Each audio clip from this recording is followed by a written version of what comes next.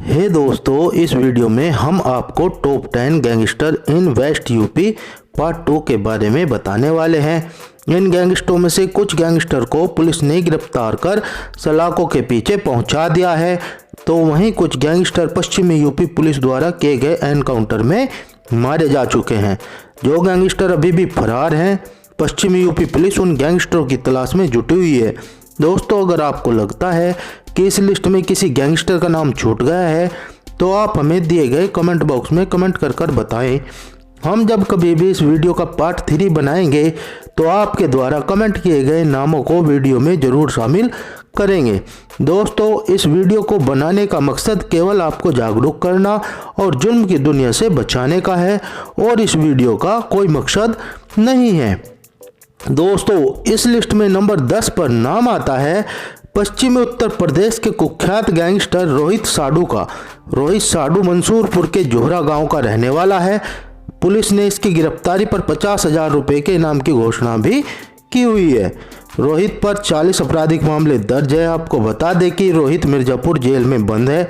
Police उसे जुलाई में Muzaffarnagar court में पेशी पर लेकर आई थी। पेशी से लौटते समय जानसठ के सलारपुर गांव में एक ढाबे पर खाना खाते समय पुलिस पर हमला करके साथियों ने रोहित साडू को हिरासत से छुड़ा लिया, जिसमें गोली लगने से मिर्जापुर दरोगा की मौत हो गई। दोस्तों, आपको बता दें कि वेस्ट यूपी के कुख्यात अपराधी भूपेंद्र बाफर ने साडू को फरार कराया था। उसका मकसद सुशील मूछ की हत्या कराने का था। 2 दिन पहले ही भूपेंद्र बाफर को उसके साथियों के साथ गिरफ्तार करके पूछताछ में साजिश का पता चला था। फिलहाल रोहित साडू फरार चल रहा है। इस लिस्ट में नंबर 9 पर नाम आता है पश्चिमी उत्तर प्रदेश के कुख्यात गैंगस्टर अनिल भाटी का। अनिल भाटी सुंदर भाटी गैंग का सक्रिय सदस्य है और नोएडा का रहने वाला है। इस पर रंगदारी, ट्रांसपोर्ट, पानी के जबरन ठेके के कई आपराधिक मामले दर्ज हैं। अनिल भाटी सुंदर भाटी का भतीजा है। इसकी गिरफ्तारी पर पुलिस ने 25,000 रुपये के इनाम की घोषणा भी की हुई है। आपको बता दें कि अनिल भाटी भाजपा नेता शिव कुमार यादव की हत्या के मामले में कुछ दिन पहले ही जेल से जमानत पर छूटा है। इस पर रासुका के तहत भी कार्रवाई की गई थी। इसके पास एक बुलेट प्रूफ लग्जरी गाड़ी है जिसका इस्तेमाल यह आपराधिक वारदातों में करता है। दोस्तों, आपको बता दें कि एक कंपनी के अधिकारियों की तरफ से शिकायत की गई थी कि बदमाश सुंदर भाटी का भतीजा अनिल भाटी और उसके साथी रंगदारी मांग रहे हैं। कंपनी में जबरन ट्रांसपोर्ट का ठेका हासिल करना चाहता है। सूचना के आधार पर पुलिस लगातार जांच में जुट गई और अनिल भाटी को उसके साथी के साथ गिरफ्तार कर सलाखों के पीछे पहुंचा दिया है। इसके बाद इस लिस्ट में नंबर 8 पर नाम आता है पश्चिमी उत्तर प्रदेश के कुख्यात गैंगस्टर अमित कसाना का। अमित कसाना गाजियाबाद का रहने वाला है। गैंगस्टर अमित कसाना का नोएडा, ग्रेटर नोएडा में आतंक है। मामा नरेश भाटी और रणपाल भाटी की मौत के बाद वह गैंग की कमान संभाल रहा था। आपको बता दें कि वर्ष 2006 में रणपाल को पुलिस ने एनकाउंटर में ढेर कर दिया, जिसके बाद गैंग की कमान सबसे छोटे भाई रणदीप ने संभाली, तो उसका भांजा अमित कसाना भी गैंग से जुड़ गया। शार्प शूटर अनिल नागर उर्फ दुजाना भी गैंग में शामिल हो गया। सुंदर भाटी ने उसके भाई का मर्डर किया था। रणदीप और दुजाना ने 2 बार सुंदर पर जानलेवा हमला किया, लेकिन वह बच निकला। आखिरकार अमित कसाना ने दुजाना के साथ सुंदर को ठिकाने लगाने का प्लान बनाया। दोस्तों, आपको बता दें कि साहिबाबाद के भोपुरा में नवंबर 2011 में सुंदर के साले के घर में शादी थी। वह अपने गिरोह के साथ यहां आया था। इसी दौरान रणदीप, दुजाना और कसाना ने हमला बोल दिया, जिसमें 3 लोग मारे गए, लेकिन सुंदर बच निकला। फिलहाल सुंदर भाटी, अनिल, दुजाना और रणदीप भाटी जेल में है, लेकिन अमित कसाना पुलिस की गिरफ्त से बाहर चल रहा है। इसके बाद इस लिस्ट में नंबर 7 पर नाम आता है पश्चिम उत्तर प्रदेश के कुख्यात गैंगस्टर सुशील फौजी का। सुशील फौजी मेरठ के भदोड़ा गांव का रहने वाला है, जिसकी गांव के ही एक गैंगस्टर योगेश भदोड़ा से रंजिश है। इस पर डराने, धमकाने, हत्या के प्रयास और हत्या के कई आपराधिक मामले दर्ज है। पुलिस ने इसकी गिरफ्तारी पर 25,000 रुपये के इनाम की घोषणा भी की हुई है। दोस्तों, आपको बता दें कि रोहटा के भदोड़ा गांव स्थित शिव मंदिर की जमीन पर स्टेडियम बनाने के मामले में प्रधान गुड्डी देवी जो सुशील फौजी की मां है और पूर्व प्रधान योगेश भदौड़ा की पत्नी सुमन के बीच विवाद गहराता जा रहा है। योगेश भदौड़ा पक्ष के इरफान की तरफ से गत थाना दिवस पर सुनील फौजी की मां गुड्डी देवी की शिकायत की गई। शिकायत में बताया गया कि मंदिर की जमीन पर स्टेडियम नहीं बनने देंगे। इसके बाद सुशील फौजी हथियारों से लैस होकर इरफान के घर पहुंचा और इरफान के मुंह में पिस्टल डालकर जान से मारने की धमकी दी। इसकी सूचना जब पुलिस को मिली तो पुलिस ने टीम तैयार की।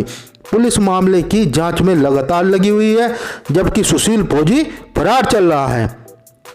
इसके बाद इस लिस्ट में नंबर 6 पर नाम आता है पश्चिम उत्तर प्रदेश के कुख्यात गैंगस्टर आकाश जाट का। आकाश जाट शामली के नंदू प्रसाद मोहल्ले का रहने वाला है। आकाश जाट पर हत्या, लूट, अपहरण, रंगदारी के 25 से भी ज्यादा आपराधिक मामले दर्ज है। आकाश जाट राहुल खट्टा गैंग से जुड़ा है और राहुल खट्टा का राइट हैंड है। इसकी गिरफ्तारी पर पुलिस ने 95,000 रुपए के इनाम की घोषणा भी की हुई है। आकाश का आतंक 3 राज्यों की पुलिस के लिए सिरदर्द बना हुआ है। पुलिस 5 साल से लगातार इसकी तलाश में जुटी हुई है। दोस्तों, आपको बता दें कि आकाश ने मुजफ्फरनगर जनपद के चरथावल थाना क्षेत्र में 2 सिपाहियों को गोली मारकर घायल कर दिया था तथा 2 SLR लूट ली थी। इससे पहले इसने खट्टा गांव में भी पूर्व प्रधान महेंद्र की हत्या करके उसकी सुरक्षा में लगे सिपाहियों को गोली मारकर घायल कर दिया था। इतना ही नहीं, इसने राहुल के साथ मिलकर रामपुर जनपद में 73 लाख और दिल्ली में 83 लाख रुपए की लूट को इल्जाम दिया था। पुलिस लगातार इसकी तलाश में जुटी हुई थी। एक गुप्त सूचना पर पुलिस ने रमाला क्षेत्र से मुठभेड़ के दौरान आकाश को उसके साथी सदस्य के साथ गिरफ्तार कर न्यायिक हिरासत में भेज दिया है। इसके बाद इस लिस्ट में नंबर 5 पर नाम आता है पश्चिम उत्तर प्रदेश के कुख्यात गैंगस्टर अजीत उर्फ हप्पू का। अजीत उर्फ हप्पू बागपत के बावली गांव का रहने वाला है। इस पर हत्या के प्रयास, रंगदारी के 40 से भी ज्यादा आपराधिक मामले दर्ज है। इसकी गिरफ्तारी पर 1 लाख रुपए के इनाम की घोषणा की गई है। दोस्तों, आपको बता दें कि अजीत ने अपने साथियों के साथ मिलकर अगस्त 2015 में अपने गाँव के ही 2 भाइयों राजकुमार और जयवीर की गोलियों से भूनकर हत्या कर दी थी। इसने कुख्यात प्रमोद गागनोल्ली की भी हत्या की थी। इसके बाद यह फरार हो गया था। पुलिस लगातार इसकी तलाश में जुटी हुई थी, लेकिन यह पुलिस की गिरफ्त से बाहर चल रहा था। एक गुप्त सूचना पर अजीत उर्फ हप्पू को राजस्थान से गिरफ्तार कर सलाखों के पीछे पहुंचा दिया गया है। इसके बाद इस लिस्ट में नंबर 4 पर नाम आता है पश्चिम उत्तर प्रदेश के कुख्यात गैंगस्टर वाजिद काला का। वाजिद काला मुकीम गैंग का ऑपरेटर था और छोटा भाई था। वाजिद काला कैराना के जंदेडी गांव का रहने वाला था। इस पर हत्या के प्रयास, लूट के 25 से भी ज्यादा आपराधिक मामले दर्ज थे। इसकी गिरफ्तारी पर पुलिस ने 50,000 रुपए के इनाम की घोषणा भी की हुई थी। दोस्तों, आपको बता दें कि इसने अपने साथी सदस्यों के साथ मिलकर गलीरा रोड पर विधायक रविंदर कुमार मोल्लू के आवास के निकट सीओ के गनर राहुल ढाका की गोली मारकर हत्या कर दी थी और उसकी कार्बाइन लूट ली थी। पुलिस लगातार इस तलाश में लगी हुई थी। एक गुप्त सूचना पर वाजिद का अजीज कॉलोनी में अपने मकान में छिपा होने का पता लगा। इसके बाद क्राइम ब्रांच ने इसके मकान की घेराबंदी कर ली। घेराबंदी के बाद वाजिद पुलिस से बचने के लिए छत से कूद गया और घायल हो गया, जिसे रात में जिला अस्पताल में भर्ती कराया गया। ठीक होने के बाद इसे पुलिस ने गिरफ्तार कर न्यायिक हिरासत में भेज दिया है। इसके बाद इस लिस्ट में नंबर 3 पर नाम आता है पश्चिमी उत्तर प्रदेश के कुख्यात गैंगस्टर अर्जुन सिंह उर्फ अमित उर्फ मोनू गुज्जर का।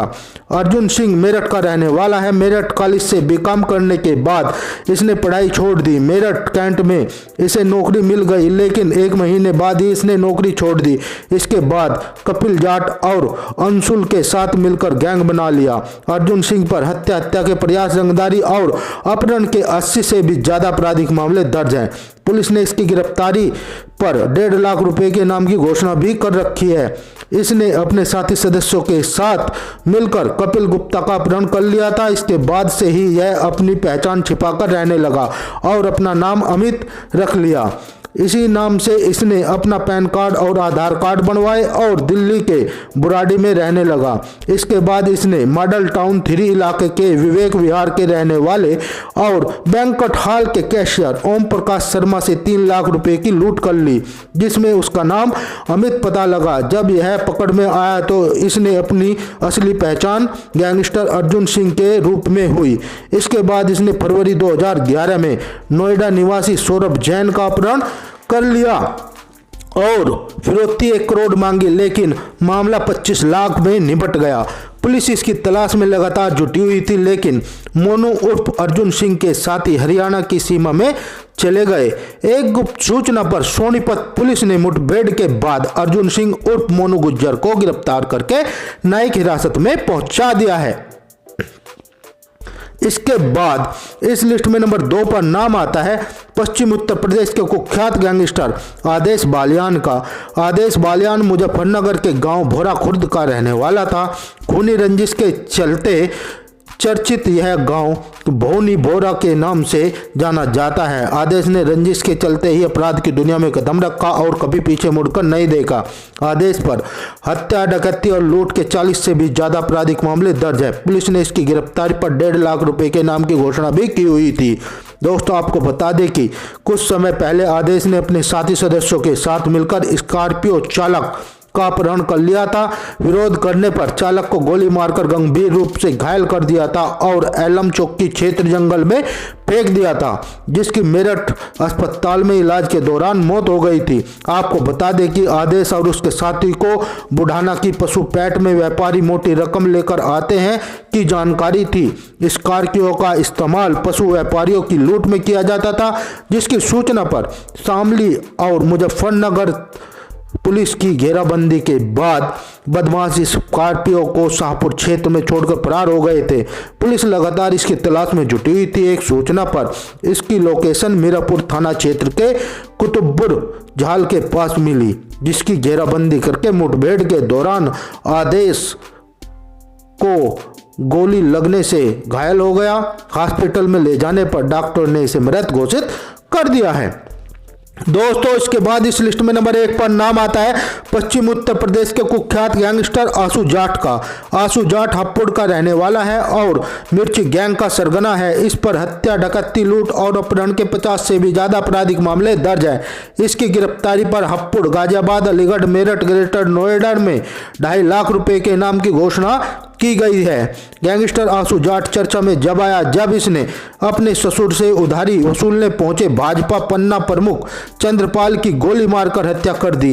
इसके बाद इसने चंद्रपाल हत्या मामले में पैरवी करने पहुंचे भाजपा नेता राकेश शर्मा को भी मौत के घाट उतार दिया।